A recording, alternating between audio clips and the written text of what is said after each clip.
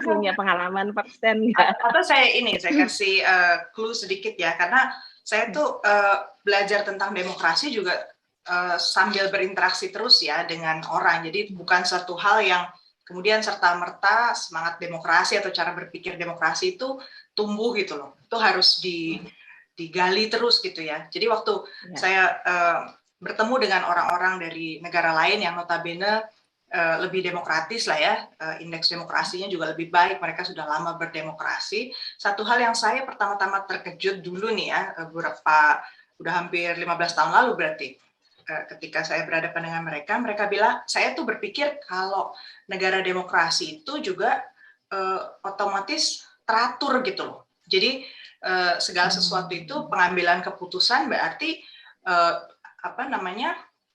kalau ada perbedaan pendapat atau apa itu semua bisa diselesaikan secara teratur. Nah, dia bilang justru nggak ada dalam demokrasi itu keteraturan. Jadi demokrasi itu justru, ini ada definisi demokrasi yang menurut saya paling menarik sampai sekarang saya pegang, itu adalah melembagakan ketidakpastian. Jadi demokrasi itu melembagakan tidak ada kepastian. Jadi saya selalu berusaha ingat, kadang-kadang itu yang saya pikir masih bentrok ya dengan pola pikir rata-rata orang Indonesia. Mereka berpikir kalau mengadopsi demokrasi itu berarti ada satu perintah, yang lain nurut semua gitu kan. Ada satu pendapat, yang lain juga cenderung ikut gitu. Padahal namanya demokrasi ya justru boleh rame-rame bicara gitu. Nah, itu refleksi saya misalnya lah. Kalau teman-teman gimana? Menurut saya sih kalau sorry Nis. Silakan. Apa Anak dulu Anda? Oke. Ya kalau menurut aku nih benar nih, demokrasi memang kayak apa ya, kayak aku bilang semacam sirkus kali ya, semacam sirkus di mana semua orang bersuara gitu, makanya sebenarnya malah yang menang itu ya memang yang paling berisik, yang bersuara dan yang paling heboh, yang paling punya power dan liar itunya lah pokoknya, mungkin punya trik-trik tertentu lah ya at the end gitu ya. Jadi harus dipadamkan tanda kutip gitu ya dengan sebenarnya kekerasan juga, Dina. Jadi semacam apa ya, dua mata pisau kali ya. Satu sisi kita bilangnya kacanya sih bagus, tapi in reality bahwa sebenarnya itu chaosnya luar biasa. Kita bisa kebayang dan hanya apa ya, menurut aku Indonesia dengan dia semboyannya Bhinneka Tunggal Ika disatukan dengan pokoknya kita punya prinsip Pancasila dan segala macam itu, menurut aku luar biasa. Dia miracle banget bisa menyatukan semua hal perbedaan, semua hal perselisihan, semua hal yang memicu perbedaan-perbedaan itu bisa jadi runcing gitu ya. Nah itu bisa teredamkan gitu karena we love Indonesia. Jadi sebenarnya perbedaan proses demokrasinya dan prakteknya bagaimana di Indonesia dengan luar negeri agak beda nih, Din. Kalau Indonesia agak barbar sebenarnya karena kita berbagai macam suku bangsa kita temukan di Jakarta ya, kebetulan karena kita kan tinggal di Jakarta ya, Din ya. Jadi melting pot di Jakarta kita ketemu banyak jenis orang, jadi kita harus kayak baru sadar gitu kalau ini begini ya gitu, tapi mungkin kan itu banyak kaitannya ya, cara penyampaian yang mungkin bagaimana, jadi tidak kayak kita gitu loh, kayak kita kan mungkin masih halus gitu, masih santun gitu, karena pokoknya mereka in the name of democracy they can just say anything dan mereka pikir ya itu benar dan memang benar, tapi mungkin caranya. Nah, jadi kadang-kadang salah di situ, jadi akhirnya bentrok lah atau nggak suka lah, jadi seolah-olah jadinya nanti ada perselisihan dalam demokrasi yang lagi mau dijalankan tersebut. Jadi ya harus pintar-pintaran kali, Din ya, kita harus ada magic hand-nya lah untuk menjalankan Indonesia ini, makanya bagus banget ada semboyan Pancasila kita itu yang menyatukan kita semua dalam perbedaan, dalam kebinekaan, dan akhirnya bisa going on into this democracy thing sampai sekarang. Kalau nggak kita jadi otoritarian nih, kalau kita udah beda lagi kita ngomongnya gitu. Tapi speaking about yang di luar negeri, jadi demokrasi mereka gimana ya? Atau mungkin cara mereka mempegang demokrasi, aku sebenarnya lebih sedih ketika dia di luar negeri justru. Karena aku benar-benar ngetes gitu ya, aku sebagai perempuan dan aku sebagai di sana jadi minoritas karena aku Muslim gitu ya. Ketika aku malah bersentuhan dengan orang-orang di sana, itu mereka benar-benar kayak ranggupnya kayak kita warga yang benar-benar kayak nothing gitu ya, kayak sebenarnya kayak lo belakangan aja deh gitu, nanti diurusnya, entah itu di imigrasinya kayak entah itu di mall kayak tadi, mungkin ada sense of that gitu. Jadi mungkin mereka malah aku pikir di sebuah negara yang sudah mature demokrasinya, tapi somehow mereka mungkin main cepet aja gitu ya, karena mungkin mereka pengen cepet pulang kali ya.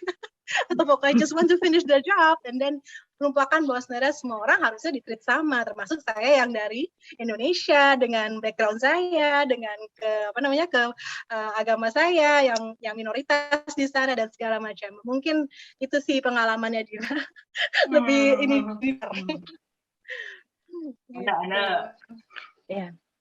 Kalau menurutku sih sedikit banyaknya demokrasi di sebuah negara itu bagaimana pengalaman sebuah negara men-treat berbagai macam chaos, berbagai macam perbedaan, berbagai macam ketegangan, berbagai macam uncomfortable truth dalam kehidupannya sehari-hari. Jadi even kalau misalnya di Amerika gitu ya, kita bicara soal ketegangan ras. Itu kan sebetulnya isu yang sudah ratusan tahun ya ada di Amerika.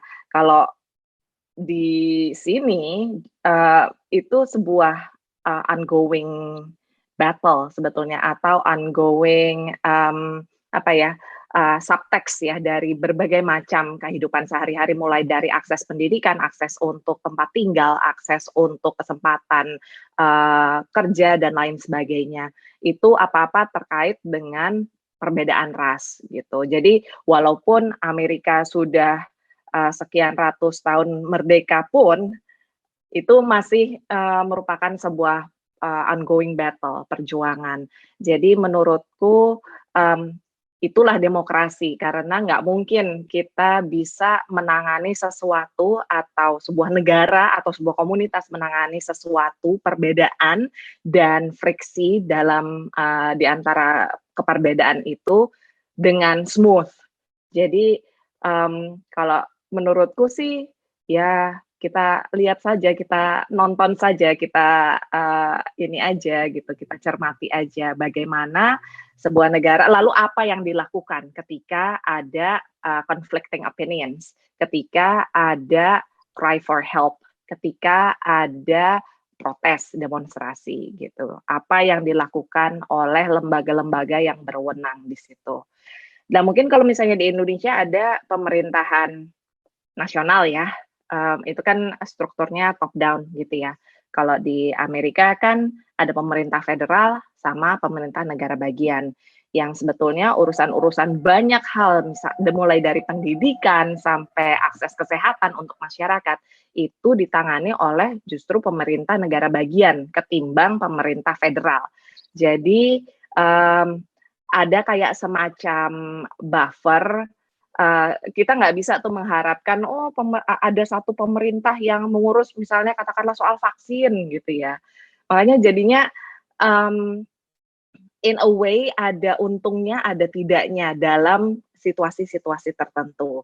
Kalau misalnya menurut saya pribadi nih ya, dalam kondisi pandemi seperti ini, ketidakadanya satu direktif dari satu corong pemerintah yang mewajibkan warga atau tidak mewajibkan warga, itu sending mixed message banget di sini. Jadi untuk hal penanganan pandemi menurut saya demokrasi justru malah agak jadi bumerang gitu loh untuk kesehatan masyarakat sendiri. Tapi juga on the other hand, bayangkan kalau misalnya ada sebuah pemerintahan yang yang absolut, yang bisa mengatur warganya sampai hal-hal terkecil. Itu sebetulnya kan inti dari revolusi Amerika ya. Jadi itu nggak mungkin terjadi di sini gitu. Justru malah separuh dari warga Amerika itu menghendaki adanya less government. Jadi menurut saya sih bagaimana sebuah negara dealing with the diversity atau chaos atau ketegangan, itulah yang menjadi style atau budaya demokrasi di negara itu. Jadi ya, apa ya, kalau menurut saya sih kita nikmatin aja gitu, lain Nah, padang lain bentalang. betul. Jadi kalau saya bilang sih sebenarnya benang merahnya dari yang kalian ceritakan di situ adalah dalam sistem demokrasi siapapun yang berkuasa itu dilarang mencoba menciptakan comfort zone. Betul, Jadi betul, harus mau terus-menerus mendengar, otomatis menyesuaikan juga dengan situasi yang berkembang sepanjang waktu gitu kan. Itulah demokrasi. betul. Jadi Iya, kalau kita udah mau, udah deh dipatok aja begini aja, yang tahun lalu bisa kenapa yang sekarang enggak ya? Itu yang akhirnya jadi tegang sendiri, jadi bete sendiri. Padahal namanya demokrasi itu dinamis berarti kan, setiap iya. waktu berubah gitu. Jangan lupa like podcast ini kalau kalian menikmati diskusinya, komen apabila kalian punya pertanyaan atau pendapat, dan subscribe agar kalian tidak ketinggalan episode nyambung setiap minggunya.